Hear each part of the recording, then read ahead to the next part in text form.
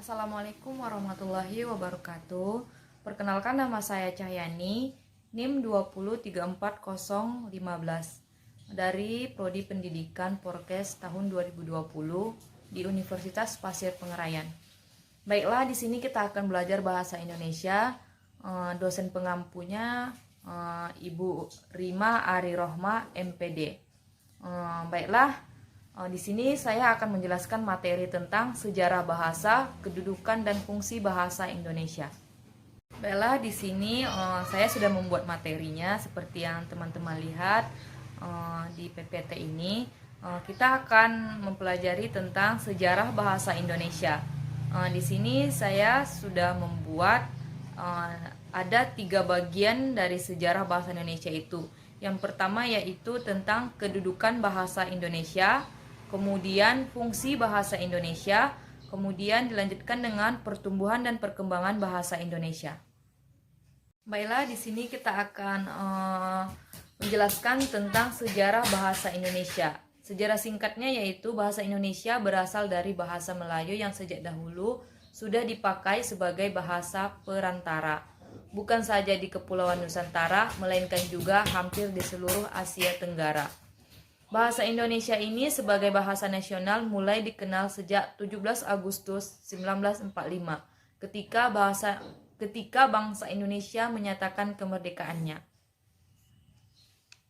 Kemudian kita masuk ke kedudukan bahasa Indonesia.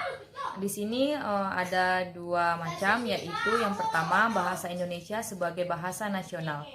Yang dimaksud dengan ini adalah berdasarkan Sumpah Pemuda 28 Oktober 1928, bahasa Indonesia sebagai bahasa pemersatu. Kemudian yang kedua, bahasa Indonesia sebagai bahasa negara.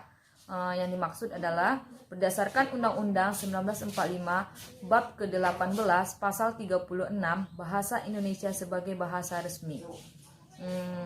Kemudian fungsi bahasa Indonesia ini seperti teman-teman lihat dan juga bisa teman-teman pahami, ada banyak sekali fungsi dari bahasa Indonesia itu. Yang pertama sebagai bahasa nasional, bahasa Indonesia berfungsi yang pertama lambang kebangsaan nasional, kemudian lambang identitas nasional, alat pemersatu suku bangsa, alat perhubungan antara budaya dan daerah. Kemudian sebagai bahasa negara, berfungsi bahasa kenegaraan, bahasa pengantar pendidikan, bahasa dalam perencanaan pembangunan, kemudian bahasa pengembangan budaya dan iptek. Kemudian bahasa merupakan suatu sistem atau bunyi ujaran sebagai alat komunikasi. Kemudian fungsi bahasa. Di sini fungsi bahasa yang pertama transaksi nasional atau yang dijelaskan membawa informasi faktual atau pesan. Kemudian interaksional, mengekspresikan realisi sosial dan sikap pribadi. Kemudian pertumbuhan dan perkembangan bahasa Indonesia.